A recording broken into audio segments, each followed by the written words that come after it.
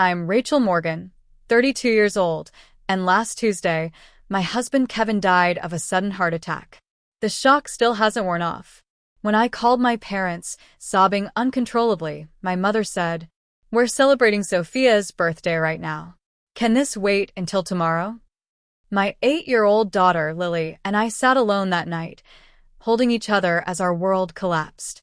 I never imagined my family would abandon us in our darkest hour. But what they did next was even worse.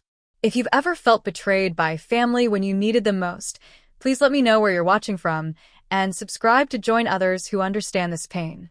Kevin and I met during our sophomore year at Northwestern University. I was struggling through economics, and he was the charming teaching assistant who stayed after class to help me understand depreciation curves. His patience was the first thing I fell in love with, followed quickly by his infectious laugh and the way his eyes crinkled at the corners when he smiled. We dated through college, and he proposed on graduation day, hiding the ring in my diploma case. We married young at 23, ignoring warnings from friends who said we should experience life before settling down. But Kevin was my life. He was the person I wanted to experience everything with. After finishing his MBA, Kevin landed a job at a prestigious financial advisory firm in Chicago. He worked his way up quickly, impressing clients with his honest approach and genuine care for their financial well-being. He wasn't just good with numbers, he was good with people. That combination made him exceptional at his job. We spent 5 wonderful years as a couple before deciding to try for a baby. What we thought would be an easy journey turned into 3 years of heartbreak. 2 miscarriages, countless doctor appointments, and 1 failed round of IVF later, we were emotionally exhausted and financially drained. We started discussing adoption when I unexpectedly became pregnant with Lily. The pregnancy was difficult. I was on bed rest for the final 2 months, and Kevin worked from home to take care of me. He'd bring me breakfast in bed, massage my swollen feet, and read pregnancy books aloud to both me and our unborn daughter. When Lily finally arrived, Kevin cried harder than I did, holding her tiny body against his chest like she was made of glass. For 8 beautiful years, we were the family I'd always dreamed of having. Kevin coached Lily's soccer team, despite knowing nothing about soccer. He learned alongside her, watching YouTube tutorials at night after she went to bed. He never missed a school event or a doctor's appointment. His calendar was filled with reminders about Lily's activities, color-coded by importance. There were warning signs about his health that we both ignored. Occasional chest pains he attributed to stress, shortness of breath he blamed on being out of shape. The doctor said his slightly elevated blood pressure was normal for a man approaching 40 with a high-pressure job. Take some aspirin, exercise more, cut back on sodium. Standard advice we took too casually. The morning it happened started like any other Tuesday. Kevin made pancakes shaped like dinosaurs while I packed Lily's lunch. He kissed us both goodbye, promised to be home early for Lily's school art show, and headed to work. His last words to me were, "Don't forget to pick up more maple syrup, the real stuff, not that corn syrup garbage." Such a mundane final conversation. At 10:47 a.m., my phone rang. It was Amanda, Kevin's assistant. Her voice was shaking so badly, I could barely understand her. "Rachel, Kevin collapsed during a client meeting.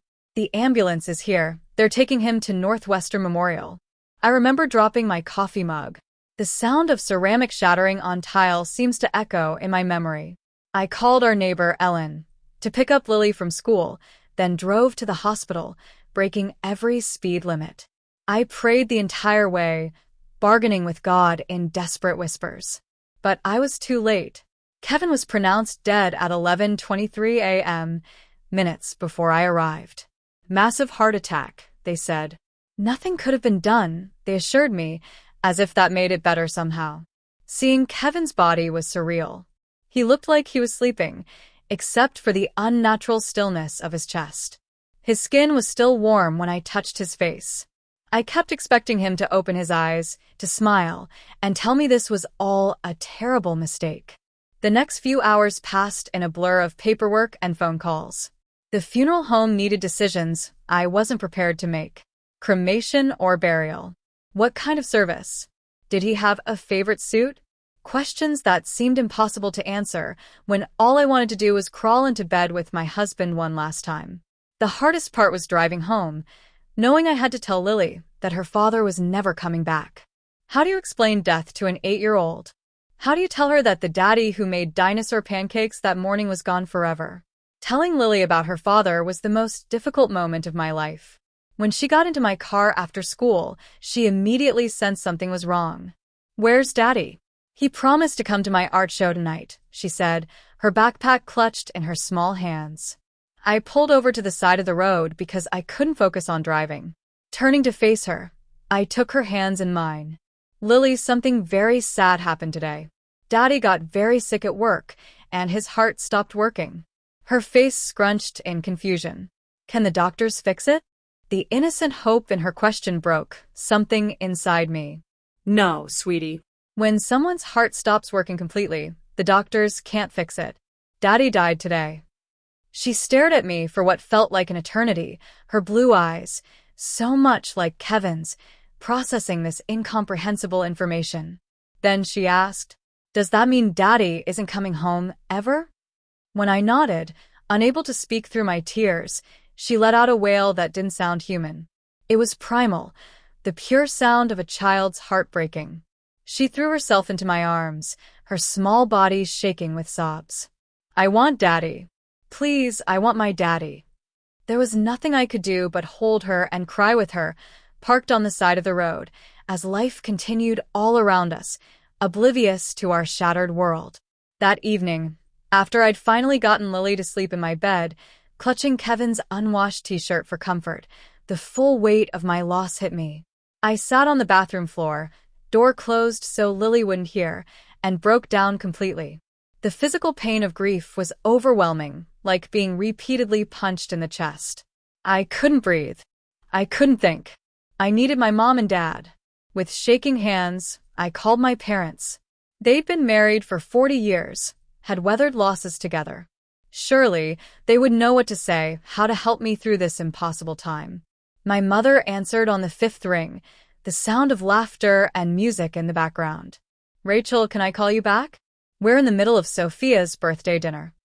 "Mom," I choked out, barely able to form words through my sobs. "Kevin died this morning. He had a heart attack at work. He's gone." There was a pause, and I heard her cover the phone and say something to someone else. When she returned, her voice was slightly more somber, but still distracted. "Oh my goodness, that's terrible. Are you sure? Maybe there's been a mistake." "I saw his body, Mom. There's no mistake." The fact that I had to convince my own mother that my husband was actually dead felt like another trauma on top of everything else. Well, this is quite a shock.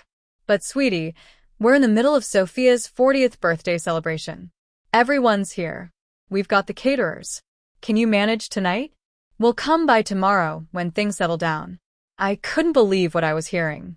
My sister's birthday party took precedence over her son-in-law's death, over her daughter and granddaughter's acute grief. My father got on the phone then. "Rachel, this is awful news. Was Kevin's life insurance policy up to date? You should call the company first thing tomorrow." Not "I'm coming right over." Not "what can we do to help?" But a question about life insurance, while my husband's body was barely cold. "I can't believe this is your response," I said, my voice hollow. "My husband just died. Lily lost her father. And you're at a party? Now, Rachel," my father said in that condescending tone he'd used throughout my childhood, "Sophia has been planning this milestone birthday for months. Everyone took time off work to be here. We can't just walk out. Be reasonable." Reasonable? As if grief followed any rules of reason. "Forget I called," I said, and hung up. Within minutes, my phone was flooded with text messages from friends who had somehow heard the news. Kevin's college roommate Brian, my colleague Jennifer, even my old high school friend Taylor, who I hadn't spoken to in years. All offering condolences, asking what they could do to help. Strangers showed more compassion than my own family.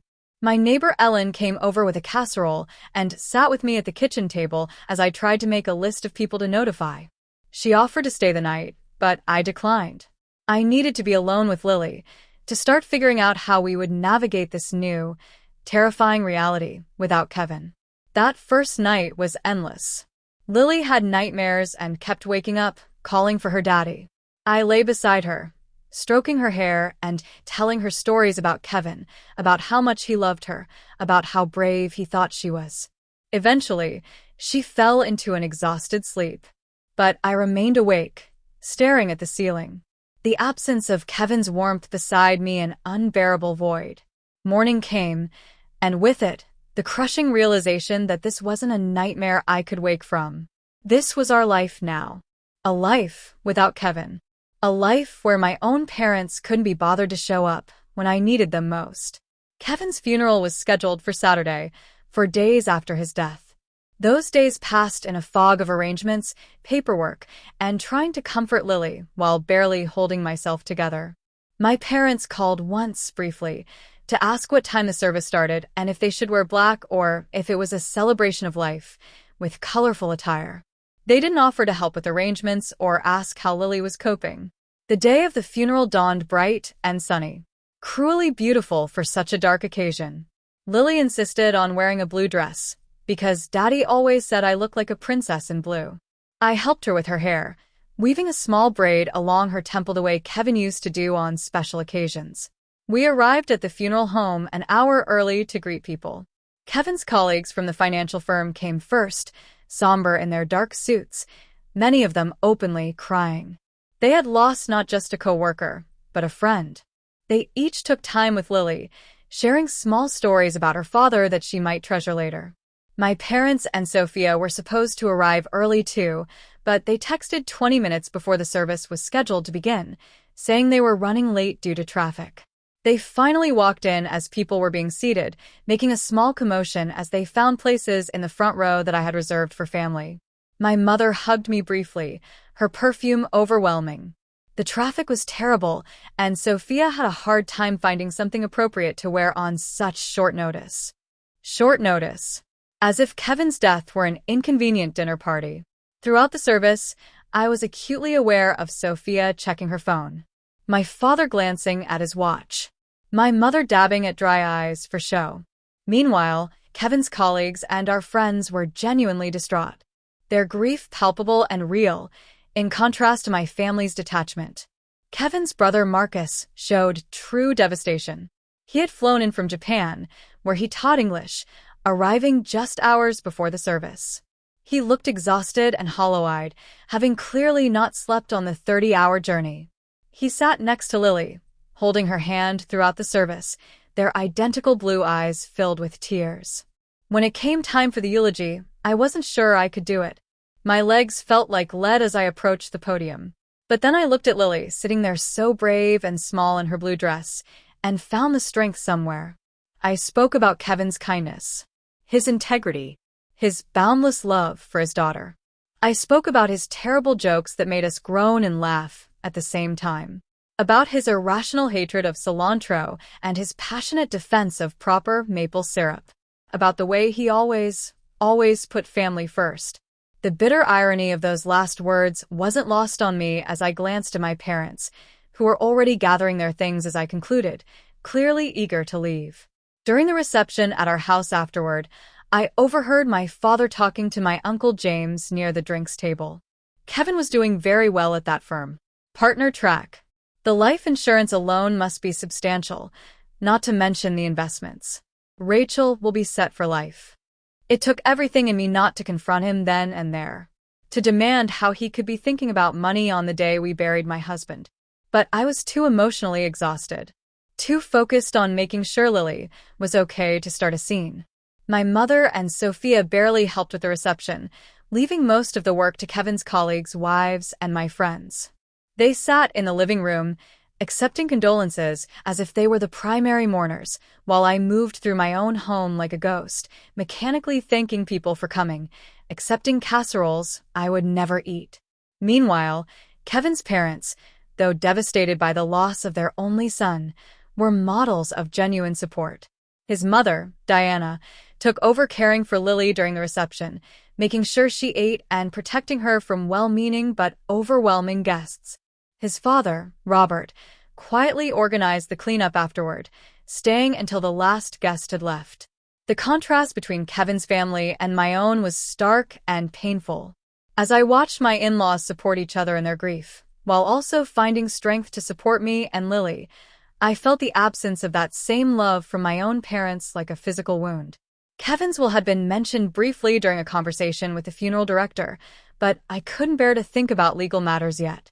Thomas, Kevin's friend from law school who had handled our estate planning, gently suggested we wait a week or two before discussing the details. "There's no rush," he assured me. "Everything is in order. You and Lily are well provided for." Kevin made sure of that. As the house finally emptied of guests, my parents and Sophia made quick excuses about getting on the road before dark. They left with perfunctory hugs and promises to call soon. They didn't offer to stay and help clean up. Didn't ask if Lily and I wanted company.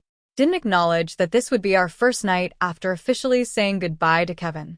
Instead, Marcus and Kevin's parents stayed. Diana made up the guest room for Kevin's parents and the sofa for Marcus. "We'll be right here if you need anything during the night," Diana said, hugging me tightly. "You're not alone, Rachel. Remember that." But as I lay in bed that night, listening to Lily's soft breathing beside me, I couldn't help feeling that in one crucial way, I was very much alone. The people who should have been my first line of support, my bedrock in time of crisis, had proven themselves unworthy of that role. 2 weeks after the funeral, I was sitting at the kitchen table trying to make sense of our health insurance situation. When the doorbell rang, Lily was at school, her first week back since losing her father. The teachers were keeping a close eye on her and sending me regular updates, for which I was grateful. Through the peephole, I saw my parents standing on the porch, my father straightening his golf shirt, my mother checking her reflection in her compact mirror. I hadn't spoken to them since the funeral. They texted a few times with generic messages like "thinking of you" and "hope you're doing okay," but there had been no real communication. I opened the door, not bothering to hide my surprise. "I didn't know you were coming over. We thought we'd check in, see how you and Lily are doing," my mother said, brushing past me into the house. "Is she at school?" "Good. We can talk openly." That should have been my first clue that this wasn't simply a supportive visit, but I was too emotionally drained to pick up on the warning signs. They settled themselves in the living room while I made coffee, falling into the hostess role automatically, even though they should have been taking care of me. When I brought in the mugs, my father was examining the new sound system Kevin had installed just a month before his death. "Nice setup," he commented, running his hand along the speakers. Kevin had good taste in electronics. He did. I agreed. The simple past tense still a knife twist in my heart.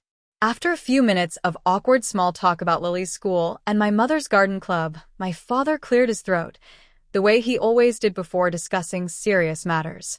"Rachel, we wanted to talk to you about your situation," he began, setting his coffee mug down precisely on a coaster. "My situation?" "Your financial situation," my mother clarified, exchanging glances with my father. "Now that you're adjusting to life without Kevin."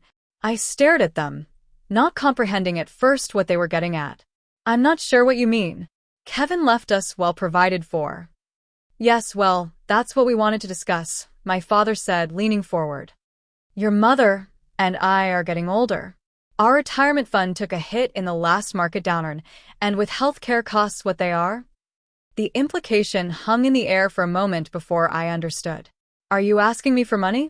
"Now." My mother had the grace to look slightly embarrassed, but my father pressed on.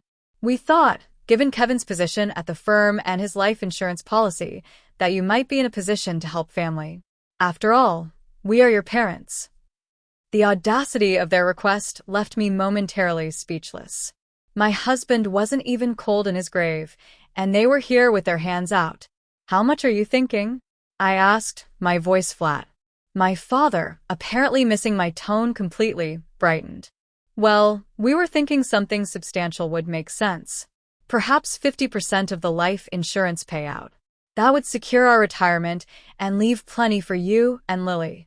50% of my widowed daughter's support to secure your retirement. I repeated the words slowly, making sure I understood. "The daughter you couldn't be bothered to comfort when her husband died, because you were at a birthday party." My mother flinched, but my father remained unperturbed. Now, Rachel, there's no need to be emotional about this. It's just practical financial planning. And we did come to the funeral. How generous of you to attend my husband's funeral, I said, my voice dripping with sarcasm. We raised you, Rachel, my mother interjected. We paid for your college education. We helped with the down payment on your first house. I think we deserve some consideration, now that you've come into money. Come into money? I was shouting now, all the hurt and rage of the past 2 weeks boiling over. My husband died. I didn't win the lottery. I lost the love of my life, the father of my child. And you're treating it like I hit some financial jackpot. My father's expression hardened. There's no need to be dramatic. Kevin knew the risks with his heart condition. He should have taken better care of himself. And now that he's gone, it's just practical to discuss how his assets should be distributed. Family should help family. In that moment, as my father casually blamed Kevin for his own death while simultaneously trying to profit from it, something snapped inside me. The grief that had left me passive and numb for 2 weeks suddenly crystallized into razor-sharp clarity. Get out, I said quietly. Rachel, be reasonable, my mother began. Get out of my house. I screamed, the force of my anger physically propelling me to my feet. How dare you come here asking for Kevin's money? How dare you blame him for dying? He was worth 100 of you, and you couldn't even be bothered to comfort your own daughter when she was breaking apart. My parents looked genuinely shocked at my outburst. They had never seen me truly angry before, having raised me to be accommodating, to avoid conflict, to be the good daughter, while Sophia got to be the demanding one.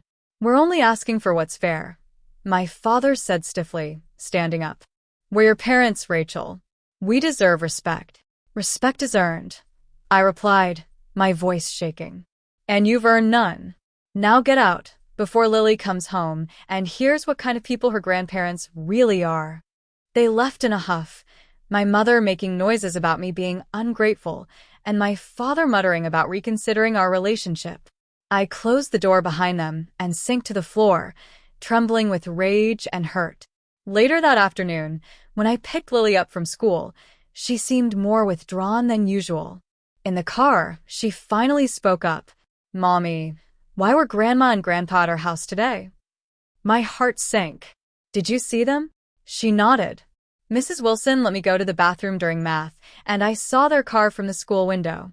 Did they bring something for us? The innocent question broke my heart. No, sweetie. They just came to talk to me about some grown-up things. Did they ask about Daddy's money? She asked, surprising me with her perception. What makes you say that? Lily looked down at her hands. I heard Grandpa at the funeral telling Uncle James that we would get lots of money because Daddy died. Is that true? That my 8-year-old daughter had overheard such a conversation made me physically ill. Lily, your daddy made sure we would be taken care of, yes. But money doesn't make up for not having him here with us. She nodded sagely. I would give all the money in the world to have Daddy back. Me too, baby, I whispered. Me too. That night, I called Marcus, who had returned to Japan but was planning to come back for an extended stay during his summer break to help us adjust. I told him about my parents' visit and their demand. Are you kidding me? He exploded. They want half of Kevin's life insurance? That's insane, Rachel. I know. I still can't believe they actually asked. But I'm worried they might not let it go. My father can be very stubborn when he thinks he deserves something. Marcus was quiet for a moment. Kevin talked to me about his financial planning, you know. He was very thorough. Wanted to make sure Lily would be taken care of through college and beyond, if anything happened to him. He would be furious about your parents trying to take that security away from her. I know, I said softly, the familiar ache of missing Kevin intensifying. I think I need to talk to Thomas about the legal situation just to be prepared. That's a good idea, Marcus agreed. And Rachel, don't let them manipulate you. Kevin protected you and Lily for a reason. The next day, I met with Thomas at his office. He was sympathetic but not surprised by my parents' behavior. Unfortunately, I see this kind of thing more often than you'd think, he said, reviewing Kevin's will and insurance documents. But I can assure you, Everything is airtight. Kevin designated you as the sole beneficiary of his life insurance and retirement accounts. Your parents have absolutely no legal claim to any of it. Could they contest the will? I asked, worried. Thomas shook his head. The will is clear and properly executed. Even if they tried, they have no grounds. Kevin was of sound mind, and parents have no automatic right to inherit from adult children, especially when there's a spouse and child. That reassurance should have made me feel better. But as I left Thomas's office, my phone buzzed with a string of text messages from my parents and, surprisingly, from Sophia. From my father. We need to discuss this situation like adults. Call me. From my mother. I raised you better than this, Rachel. Family comes first. From Sophia. You've always been selfish, but this is low, even for you. Mom and Dad deserve better. The hypocrisy of Sophia, who had barely looked up from her phone during Kevin's funeral, accusing me of being selfish, was almost laughable. Almost if it weren't so painful. That evening, as Lily and I were eating dinner, my father called. When I didn't answer, he left a voicemail. This concerns all of us, Rachel. Be there at 2 o'clock. Bring Lily. I set the phone down, my appetite gone. Involving Lily in this ugly situation was the last thing I wanted. But maybe it was time to have everything out in the open, to make a final break if necessary. With Thomas's reassurance about the legal aspects, I felt more confident in standing my ground. Was that Grandpa? Lily asked, pushing her peas around her plate. Yes, I admitted. He wants us to come over on Sunday. Lily was quiet for a moment, then asked, Do we have to go? The fact that my daughter, who had once loved visiting her grandparents, now seemed reluctant spoke volumes.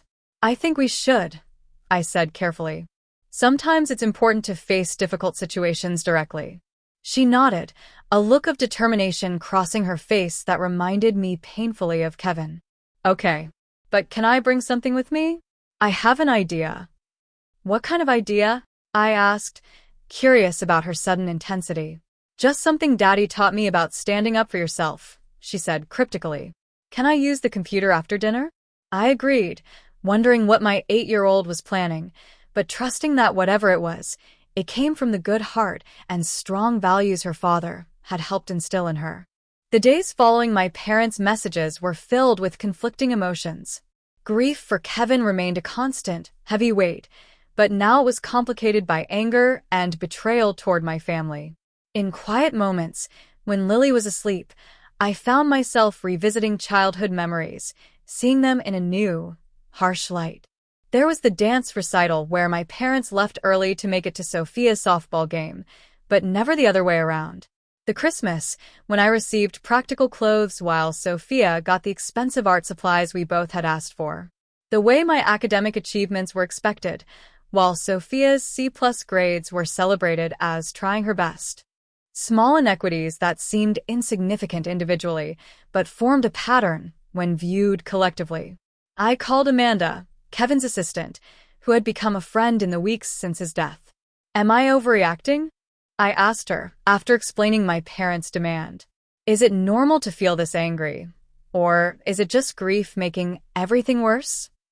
Rachel, she said firmly, if my parents had done that to me, they'd be dead to me. What they did is beyond inappropriate, it's cruel. Her validation helped, as did a long conversation with Marcus that evening. He was planning to take a leave of absence from his teaching position to come stay with us for a few months, a kindness that brought me to tears. Kevin made me promise, he explained, years ago, when you were pregnant with Lily. He made me swear that if anything ever happened to him, I would be there for you both. I intend to keep that promise. The contrast between Marcus's loyalty to his brother's wishes and my own parents' behavior couldn't have been starker. Meanwhile, Lily had been unusually focused on some project she was working on in her room, hunched over her desk with colored pencils and paper. When I asked what she was doing, she just smiled secretively and said, Something important. For Sunday.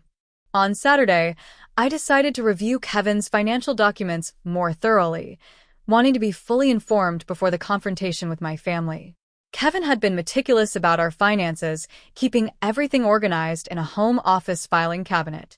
As I went through the folders, I found a sealed envelope with my name on it, in Kevin's handwriting.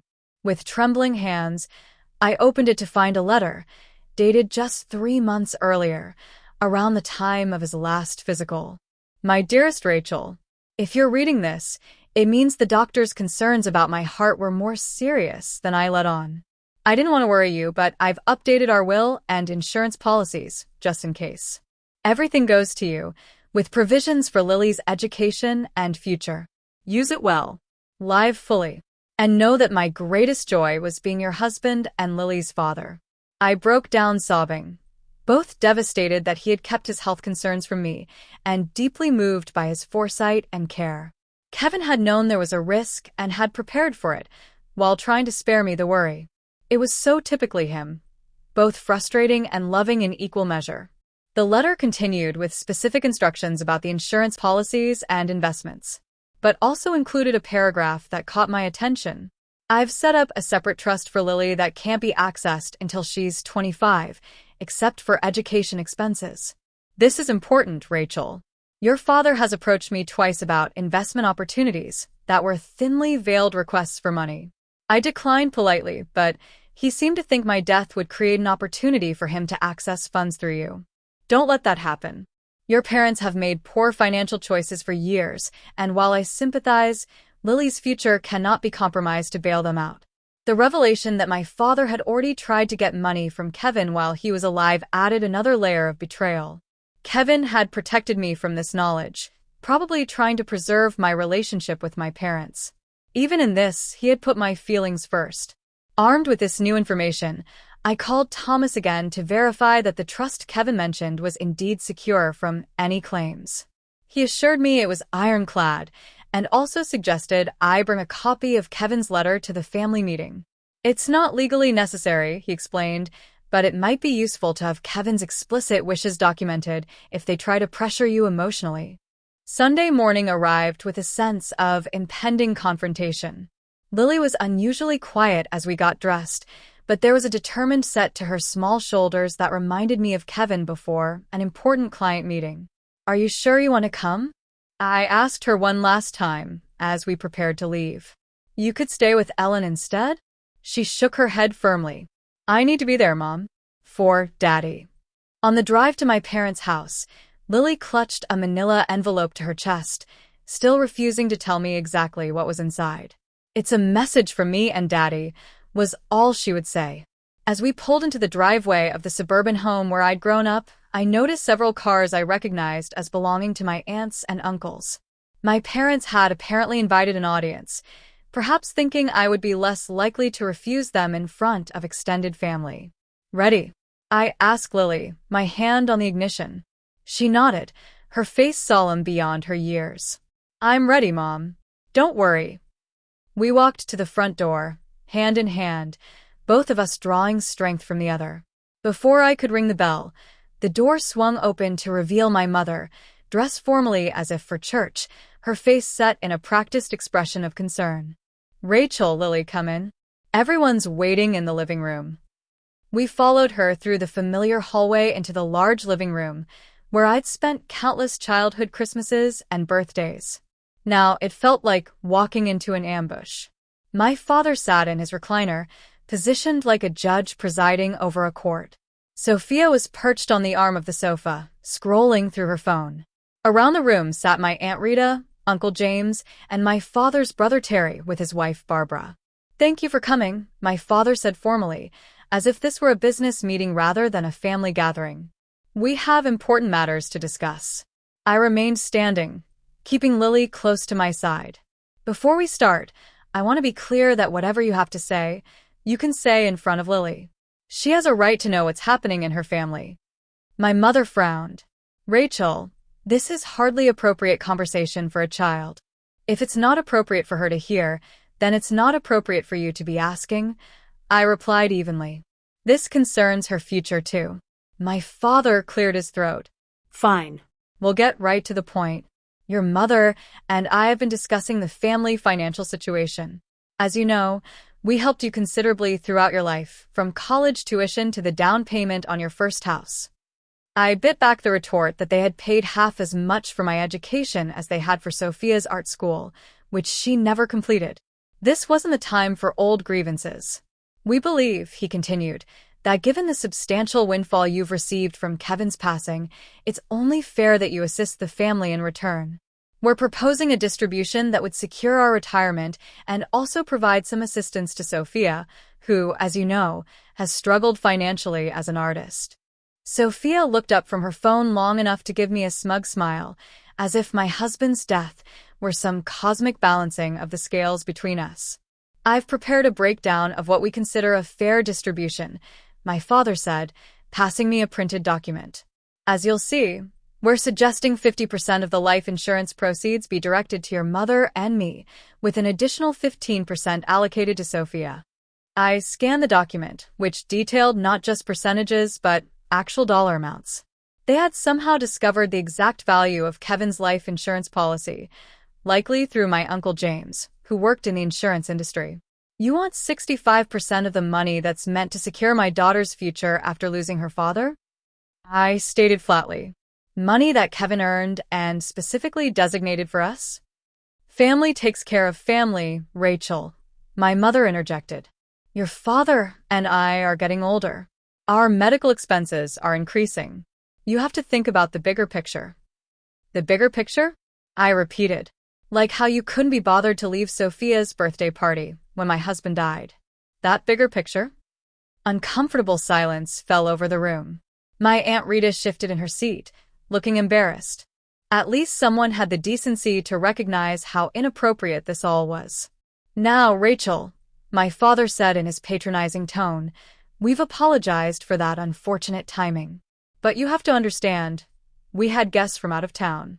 We couldn't just leave. Actually, you could have, I replied. You chose not to. This isn't productive, Sophia cut in. The point is, you're suddenly rich while the rest of us are struggling. Mom and Dad sacrificed for you your whole life. They deserve security in their old age. And what about Lily's security? I asked, my voice rising despite my efforts to stay calm. Do you think Kevin died so that you could buy a new car or go on cruises? That money is for his daughter's future. My father stood up, his face reddening. Now you listen here. We are your parents. We raised you, fed you, clothed you. You owe us respect and consideration. Respect. I laughed bitterly. You haven't shown me or Lily an ounce of respect or genuine concern since Kevin died. All you care about is what you can get from us. That's not true, my mother protested weakly. We care about you, Rachel. We're just trying to be practical. Practical would be asking how your granddaughter is coping with losing her father. Practical would be offering to help with meals or housework or emotional support. Not this. This vulture behavior. The room fell silent again. My Uncle Terry looked uncomfortably at the floor, while his wife Barbara glared at my father, clearly as appalled as I was. Into this tense silence, Lily suddenly stepped forward, still clutching her envelope. I have something to say, she announced in a clear, strong voice that startled everyone. My mother attempted a condescending smile. Sweetie, the adults are talking about important things right now. Lily stood her ground, channeling Kevin's quiet confidence. This is important too. It's about my daddy and what he would want. All eyes turned to her. This small figure standing so bravely in the center of adult conflict. Even Sophia put down her phone. Daddy taught me that when people show you who they really are, you should believe them, Lily said, her voice only slightly trembling. And when people only come around when they want something, they're not really family. She turned to face my parents directly. You didn't come to see us when Daddy died. You didn't help Mom when she was crying every night. You didn't ask me if I was okay or if I needed anything. You only came when you wanted money. The raw truth from an 8-year-old's mouth seemed to land differently than when I had said similar things. My mother's carefully composed face crumpled slightly, while my father seemed at a loss for words. Lily opened her envelope and pulled out a sheet of paper. I made something for you, because I know that's why you really came to see us. She walked over and handed the paper to my father. It was a child's drawing, but as I glimpsed it over his shoulder, I saw it was designed to look like an invoice.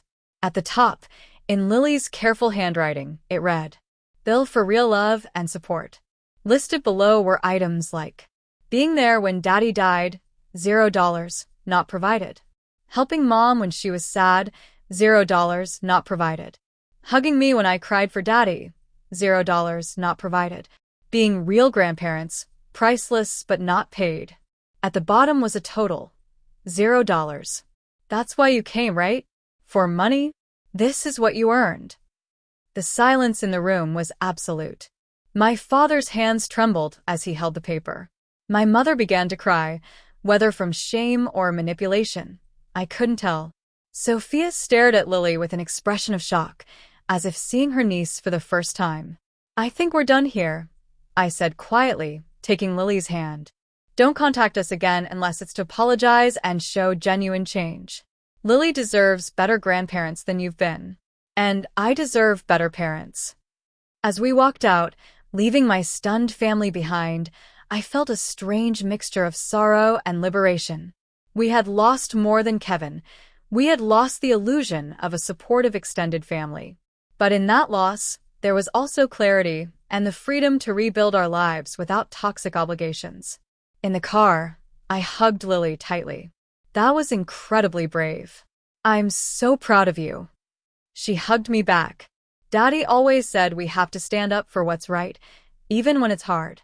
Was I right, Mom? "Yes, baby," I assured her, tears streaming down my face. "You were absolutely right." The drive to my parents' house had been tense, with Lily unusually quiet beside me. But the drive home, though heavy, felt like the start of something lighter. That manila envelope, clutched tightly in her small hands. I'd been so focused on preparing for the confrontation with my parents that I hadn't paid enough attention to what my daughter was planning. Now, as we drove away from the house where I grew up, I felt equal parts pride in her courage and sadness that she had to grow up so fast. "Lily, how did you come up with that idea for the bill?" I asked as we drove home. She gazed out the window for a moment before answering. "Daddy and I were watching a movie once, where someone gave an invoice to a mean person. Daddy said sometimes people need to see on paper what they're really worth." Her voice cracked slightly. "I think Grandpa and Grandma needed to see that they haven't been worth much to us lately." The wisdom in her words, echoing Kevin's values, brought fresh tears to my eyes.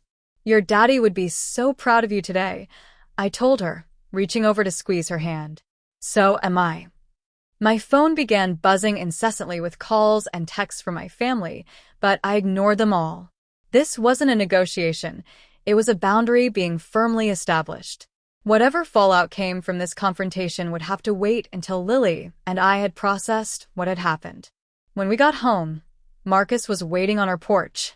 He had flown in early from Japan, wanting to surprise us, and Ellen had given him the spare key to wait inside. Seeing him, so much like Kevin in his gestures and smile, was both painful and comforting. "How did it go?" he asked, embracing us both. "Aunt Lily was amazing," Lily declared before I could answer. She stood up to Grandpa and made him see that he was being mean about Daddy's money. Marcus raised an eyebrow at me. "Aunt Lily." I smiled, despite everything. Apparently, I've been promoted from Mom to Aunt Lily for bravery points. Over dinner, we told Marcus everything that had happened at my parents' house. His expression darkened when I described my father's distribution plan, but he broke into a proud smile when Lily explained her invoice idea.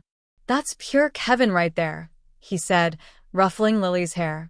"Creative problem-solving with just the right amount of well-deserved guilt trip." That night, after Lily went to bed, Marcus and I sat in the kitchen drinking tea and talking about next steps. "They'll try again," he warned me. "People like your parents don't give up easily when money is involved." I nodded, thinking of my father's stubborn persistence throughout my childhood. "I know, but I'm not going to give in. Not just because it's wrong, but because it would betray Kevin's explicit wishes." "Have you thought about what this means for your relationship with him going forward?" Marcus asked gently.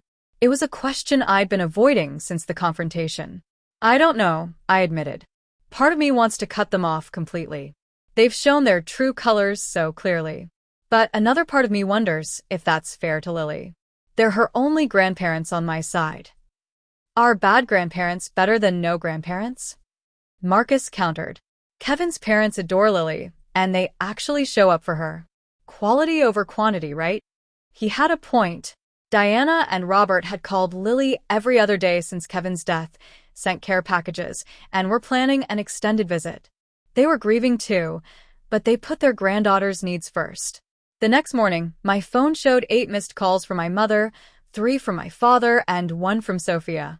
There were also numerous text messages, ranging from angry accusations to tearful apologies that felt more like manipulation than genuine remorse. I decided to respond to just one message from my mother. We need to talk about what happened. My reply was simple. There's nothing to talk about until you can acknowledge the harm you've caused and show real change. Lily and I need time and space. Then I blocked their numbers, a temporary measure to give us breathing room. I also emailed Thomas to inform him of what had transpired and asked him to be on alert for any legal maneuvers my parents might attempt, though he had assured me they had no grounds for any claims. Over the next few days, my parents tried various approaches to re-establish contact. They sent flowers with apology cards that spoke vaguely of family misunderstandings. They attempted to reach me through mutual friends. My father even showed up at my workplace, only to be turned away by security when I refused to see him. Surprisingly, it was my Aunt Barbara, Uncle Terry's wife, who provided an unexpected source of support. She called from her personal phone, which I hadn't blocked, asking if we could meet for coffee. Wary but curious, I agreed. I want you to know that not everyone in the family supports what Brad and Carol did, she told me when we met, referring to my parents. Terry and I were horrified. We only went to that meeting because they told us it was about planning a memorial scholarship in Kevin's name. Her honesty was refreshing, and it helped to know that not all of my extended family were complicit in my parents' scheme. They've always favored Sophia, Barbara continued, confirming what I'd felt but doubted for years. We've all seen it, but no one wanted to interfere. Maybe we should have. A week after the confrontation, a formal letter arrived from my father, written on his business stationery, as if to lend weight to his words. It stated that unless I was willing to come to a reasonable financial arrangement with them, they would be forced to reconsider our relationship with you and Lily entirely. It was meant to be threatening, I suppose, this idea that they would cut us off. Instead, it felt like permission to move forward without the burden of toxic relationships. I filed the letter with Thomas, in case it was ever needed as evidence of their intentions. 2 weeks after our confrontation, my mother tried a new tactic, showing up at Lily's school at pickup time. Fortunately, I had already informed the school about the situation, and they called me immediately. By the time I arrived, the principal had politely but firmly asked my mother to leave, reminding her that only authorized individuals could interact with students. Standing in the school parking lot, my mother looked smaller somehow, less imposing than she had throughout my childhood.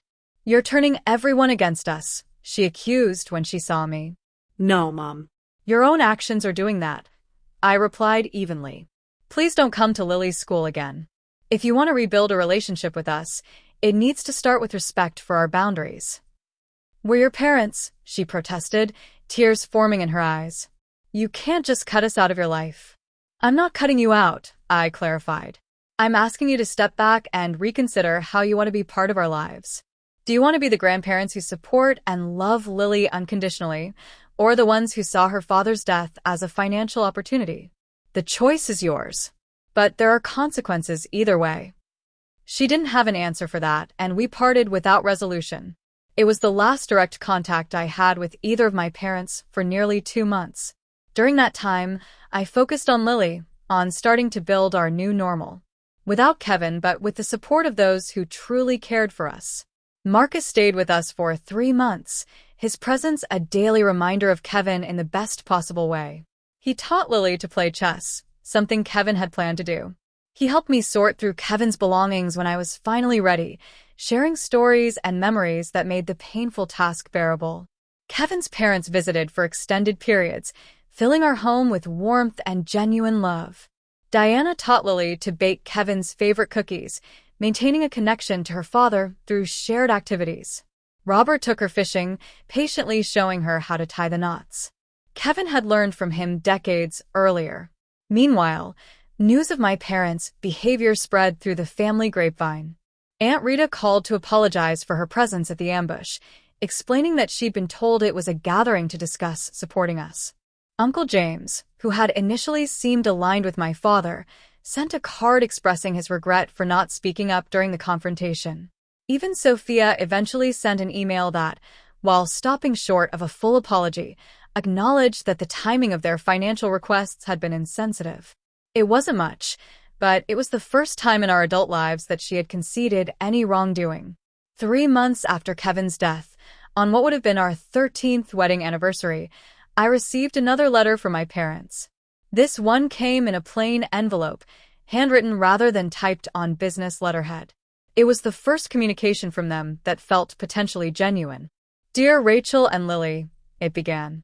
"We've spent these past weeks reflecting on our behavior and the pain we've caused you during an already unbearable time of loss. There are no excuses for what we did. We allowed greed and self-interest to override our love and responsibility as parents and grandparents. We failed you both, and we failed Kevin's memory." The letter continued with specific acknowledgments of their actions, from missing the funeral to the attempted financial grab, without the vague language of their previous apologies. They didn't ask for forgiveness or for contact to be resumed, only expressed hope that someday we might have the opportunity to demonstrate, through actions not words, that we can change. I read the letter several times, trying to gauge its sincerity. Then I showed it to Marcus before deciding whether to share it with Lily. "It seems different from their other attempts," he observed cautiously. "Less manipulative. More accountable. But ultimately, it's your call whether to believe it." I tucked the letter away, not yet ready to make a decision about how, or whether, to respond. The wound was still too fresh. The betrayal, too profound. Time would tell if their remorse was genuine or just another strategy. For now, Lily and I were focusing on healing, on building our life without Kevin, but with his values and love as our foundation. Whatever happened with my parents would be determined by their actions going forward, not by promises or apologies, however well-crafted. As Marcus prepared to return to Japan, with plans to visit again soon, he helped me organize a memorial gathering on Kevin's birthday. Unlike the funeral, which had been somber and formal, this was a celebration of Kevin's life. Held in our backyard with his favorite barbecue food and music, friends and colleagues shared funny stories about Kevin. His parents brought photo albums from his childhood. Lily presented a memory book she had created, filled with ticket stubs, notes, and mementos of activities with her father. Notably absent were my parents and Sophia, who had not been invited. It was a boundary I needed to maintain for now, creating a safe space for grief and remembrance without the tension their presence would bring. As the gathering wound down and guests began to leave, Lily tugged at my sleeve. "Mom, can we invite Grandma and Grandpa next time?" she asked quietly. "Which grandparents, sweetie?" I asked, though I knew who she meant. "Mom's parents," she clarified. "The ones who asked for money. I think Daddy would want us to give them another chance if they're really sorry."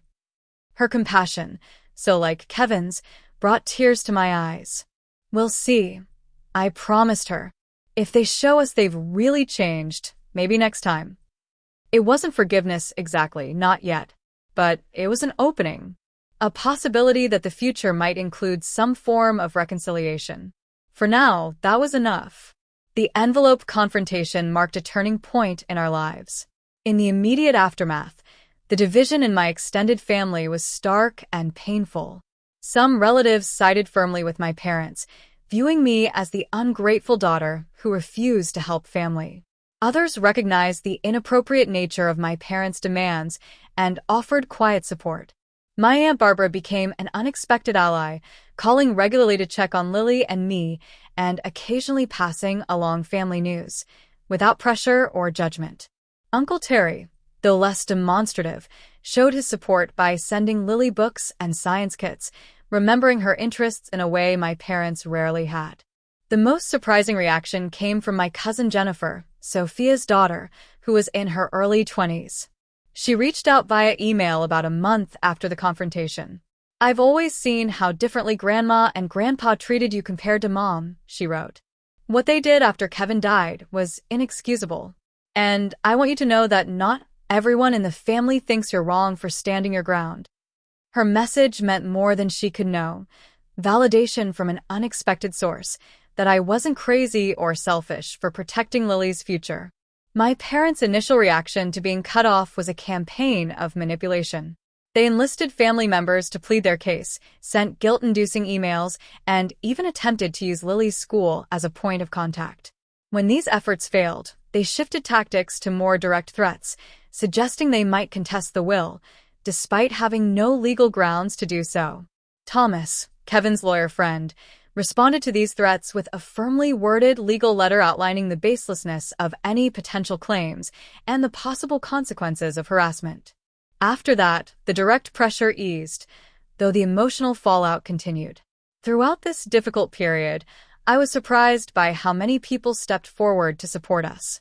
Kevin's colleagues established a college fund for Lily, separate from what Kevin had already arranged. My neighbor Ellen, a retired teacher, helped Lily with homework when grief made concentration difficult. Even my boss at the architectural firm where I worked as an office manager showed unexpected compassion, allowing me flexible hours to attend grief counseling with Lily. 6 months after Kevin's death, Marcus returned for another extended visit, this time with news. "I'm transferring to the university here," he announced over dinner one night. "I've been offered a position in the linguistics department starting next semester." "You're moving back to the States?" I asked, surprised. Marcus had been living in Japan for nearly a decade. He nodded, glancing at Lily, who was practically bouncing with excitement. "Kevin made me promise to be there for you both. It's easier to keep that promise if I'm in the same country, ideally the same city." The decision to reconfigure our lives without Kevin wasn't simple, but having Marcus nearby made it easier. He didn't try to replace his brother, but his presence kept Kevin's memory alive for Lily in countless small ways, from the same quirky sense of humor to shared mannerisms that sometimes caught me off guard. On Lily's 9th birthday, 4 months after the confrontation with my parents, I received another letter from them. This one came with a modest gift for Lily, a book about astronomy that actually aligned with her interests, suggesting a level of thought that had been missing from previous gifts of pink princess items she had never cared for. The letter acknowledged the hurt they had caused and asked not for money or even forgiveness, but simply for the opportunity to see Lily on her birthday, even if just for 15 minutes, in a public place of your choosing, with you present the entire time. After discussing it with Lily, who was cautiously open to the idea, I arranged for a brief meeting at her favorite ice cream shop. I set clear boundaries in my response. This was not a resumption of normal relations, but a tentative first step that would depend entirely on their behavior. The meeting was awkward, but surprisingly free of drama. My parents seemed genuinely chastened, focusing entirely on Lily, asking appropriate questions about school and her interests without bringing up money, the past conflict, or making demands. They had clearly rehearsed their approach, but the effort itself showed a willingness to change that I hadn't expected. As we were leaving, my father asked quietly, "Could we possibly do this again sometime? Maybe next month." It was the lack of entitlement in his request, the understanding that access to his granddaughter was a privilege to be earned rather than a right to be demanded, that made me consider it. "We'll see," I replied. "I'll let you know." That tentative beginning led to carefully structured occasional visits over the next few months. My parents remained on probation, so to speak, but they consistently respected the boundaries I established. They never mentioned money again, never tried to see Lily without my permission, and gradually demonstrated, through actions rather than words, that they understood the damage they had done. A year after Kevin's death, we held a memorial service on the anniversary. Unlike the confrontation several months earlier, I chose to invite my parents, making it clear that this was a significant test of their commitment to rebuilding our relationship. To my relief, they came, appropriately somber and supportive, bringing a photo album of Kevin at family gatherings that I hadn't even known existed. They stayed in the background, Not making the day about them or their relationship with me, but simply honoring Kevin's memory alongside everyone else who had loved him. After the service, my mother approached me cautiously. "We've been seeing a family therapist," she confessed, "trying to understand where we went so wrong, not just after Kevin died, but throughout your life. It's been illuminating." It wasn't an overnight transformation, and there were still awkward moments and old patterns that emerged occasionally. But the effort was consistent. And over time, a new relationship began to take shape, one based on mutual respect rather than obligation or expectation. Sophia took longer to come around.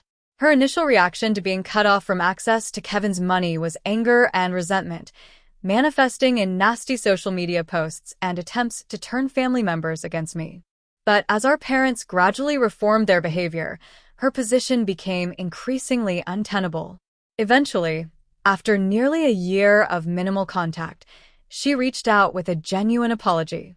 "I've been jealous of you my whole life," she admitted during a tense coffee meeting. "You were always the smart one, the responsible one. When Kevin died and left you financially secure, it just amplified every insecurity I've ever had. It doesn't excuse what I did, but I want you to know I'm working on it." It was perhaps the most honest conversation we'd ever had as sisters. It didn't immediately repair our relationship, but it opened a door to the possibility of a healthier connection in the future. As for Lily and me, the journey through grief was ongoing but evolving. The sharp, constant pain of early loss gradually transformed into something more manageable, a sadness that could coexist with moments of joy and hope. Lily still had nights when she cried for her father, but she also had days filled with laughter and normal 9-year-old concerns. With Thomas's help, I established a foundation in Kevin's name that provided financial education for underserved communities, something he had been passionate about. Running the foundation gave me purpose beyond surviving day-to-day and connected me with people who shared Kevin's values. On the second anniversary of Kevin's death, I took Lily to his favorite spot by the lake. We sat on a bench, watching the water, remembering him together. "Mom," Lily said thoughtfully, "I think the envelope I gave Grandpa and Grandma helped them." "What makes you say that?" I asked. "Well, they're different now. They listen more. They ask about my feelings. They remember what books I like." She picked up a stone and skipped it across the water, the way Kevin had taught her. "Daddy always said, sometimes people need to see themselves clearly before they can change." "Your dad was very wise," I agreed, amazed yet again by my daughter's perception and resilience. "I still miss him every day," she said. "But I think he'd be happy about how we're doing. Don't you?" I put my arm around her, this remarkable child who carried so much of her father in her. "Yes, baby. I think he'd be very proud of us both." The truth was, losing Kevin had revealed exactly who in our lives was truly family and who was not. Some relationships had been irreparably damaged, while others had deepened in ways I never expected. New connections had formed, creating a support system built on genuine care rather than obligation. My parents were now cautious figures in our lives, working to earn back trust, one respectful interaction at a time.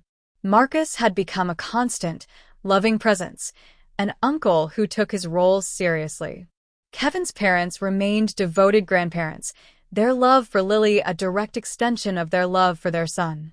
And Lily and I had each other, bonded not just by grief, but by our shared experience of standing up for ourselves and discovering our own strength in the process. The inheritance that my parents had so coveted went untouched, except for living expenses and Lily's education fund. The material security Kevin provided was valuable, but his true legacy was in the values he instilled in us, the courage he inspired, and the love that continued to guide our choices. As we walked back from the lake that day, Lily slipped her hand into mine. "I think the best way to remember Daddy is to be kind but strong, like he was," she said. "To help people, but not let them take advantage." "That's exactly right," I agreed, squeezing her hand. "That's how we honor him every day." The journey of grief isn't linear, and healing doesn't mean forgetting. There are still days when the absence of Kevin feels like a physical wound, when I reach for him in my sleep or start to tell him something before remembering he isn't there. But those moments no longer define our lives.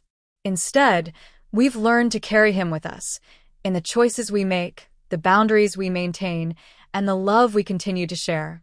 The family that emerged from our loss isn't the one I expected to have, but it's built on a foundation of genuine care and respect, stronger for having been tested. If you've ever experienced family betrayal during grief, or had to stand up for yourself against those who should have supported you, I hope our story reminds you that you're not alone.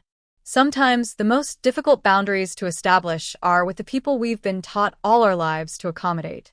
But protecting yourself and those who depend on you isn't selfish. It's necessary. Please share your experiences in the comments if you feel comfortable. Like and subscribe if this story resonated with you. And remember that family is defined by love and respect, not just blood. Thank you for listening to our journey, and I wish you the strength to honor your own worth in all your relationships.